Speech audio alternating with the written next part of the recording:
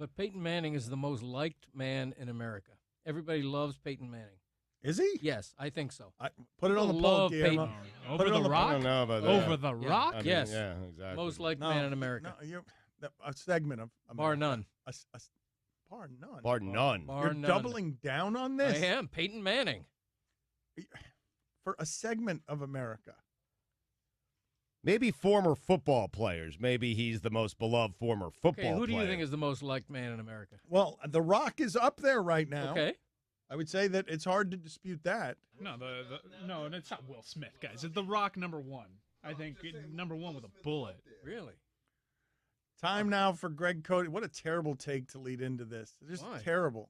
Just Peyton terrible.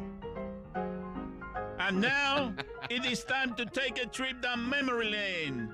Here's your guy, Greg Cote, with Back in My Day. Baseball. Baseball. Opening day reminds us why we loved baseball once. There was a certain quiet inside the ballpark, almost cathedral-like. You heard the crack of a bat, the pop of ball and mitt. You could practically hear the bag of peanuts cartwheeling from a vendor's hand to yours. You could hear yourself think.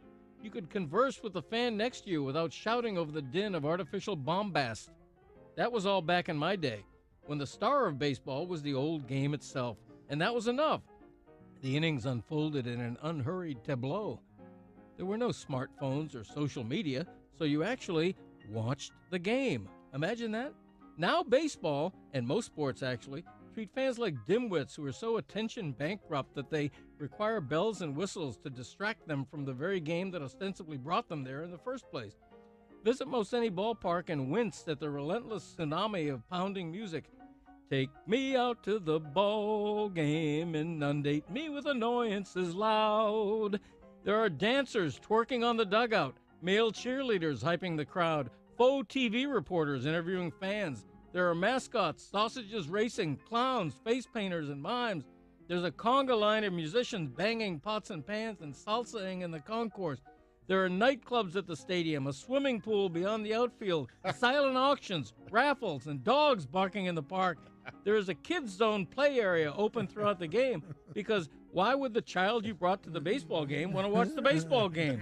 There are giveaways and raffles, fireworks, and post-game concerts. T-shirt cannons are firing on the crowd. Stop!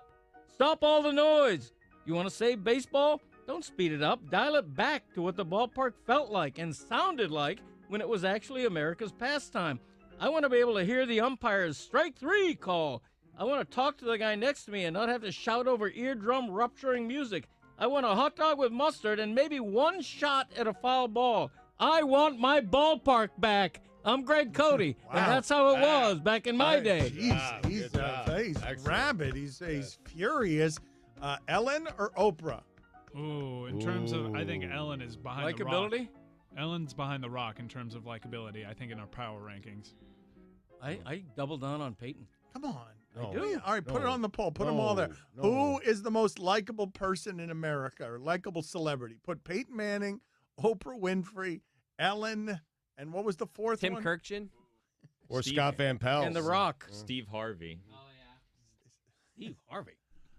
Oh, no, Steve Michael Harvey. Strahan. Yeah, Strahan is in that Strahan. conversation. Game That over. is a good one. Strahan might be, yeah. man. Great one. This- Ryan Hanks. Seacrest. Tom Hanks. Tom Hanks is a really good one. No one says a bad thing about Tom Hanks. How about Yesterday. Tebow? Tebow, well, no, he has his detractors. Oh, that's a good point. Manning. Vote Manning. I mean, I don't know what you're